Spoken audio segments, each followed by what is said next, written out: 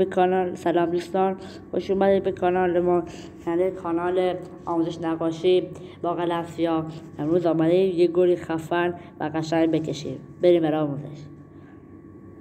اول بینی او رو میکشیم. بچه‌ها من به شما توضیح میدم که حواستون پرت نشه و خودتون با دقت ویدیو تماشا کنید تا یاد بگیرید چجوری یه گرگ خیلی قشنگ بکشید.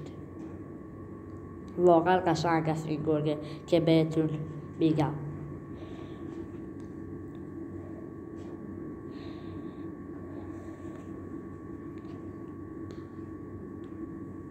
خیلی قشنگ داریم، دوستش میکنیم.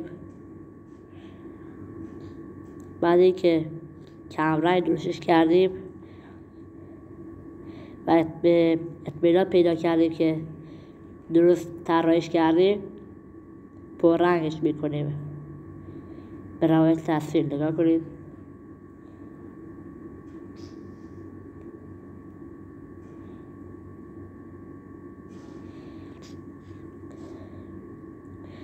اگر دوست دارید از این آموزش‌ها ببینید و یاد بگیرید چجوری با قلم سیاه طراحی کنید نقاشی، حتما کانال ما رو دنبال کنید.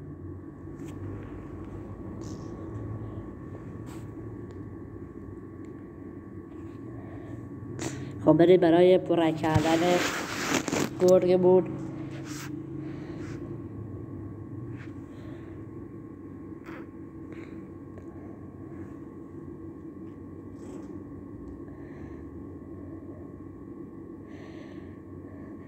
گرگ خفن در میاد اگه کمی وقت بذاریم روش. بعد از پررنگ کردن بینی و پشم‌های بغلش میریم برای گوشاش. بعد از این کارم میریم برای صورتش.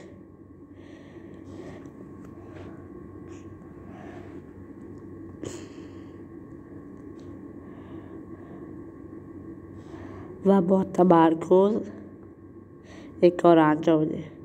من ویدیو کمی سریع پخش میکنم که شما وقتتون گرفته نشه.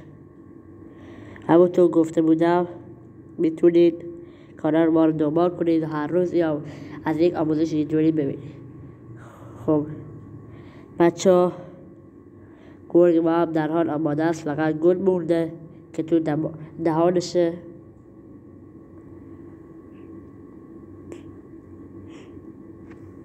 بعد از پررنگ کردن اینا هم میریم برای قرمز کردن گل.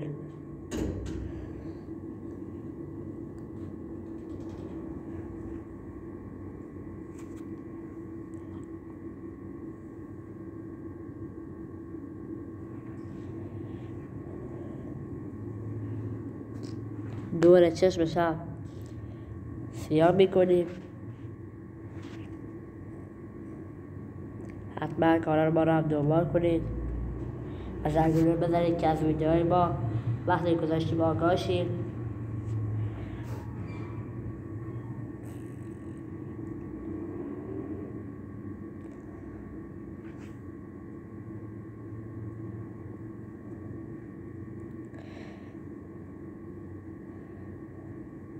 بعد از این کارها هم میریم به سراغ گل و تموم شد. خب بچه‌ها،